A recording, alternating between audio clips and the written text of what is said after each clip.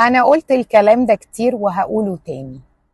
مش مطلوب منك تثقي في حد، ولا هو، ولا واحدة صاحبتك، ولا أنا، ولا أي بني آدم على وجه الأرض.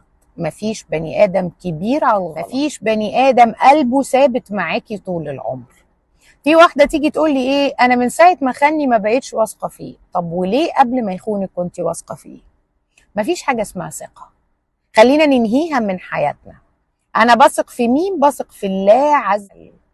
بثق إني على قد ما أنا هكون كويسة، وعلى قد ما أنا هكون على صلة بالله، فهو ربنا هيحطني في المواقف اللي تنفعني وليست التي تضرني. تاني حاجة، لازم أبقى عارفة إن الثقة لازم تبقى في الله ثم نفسي.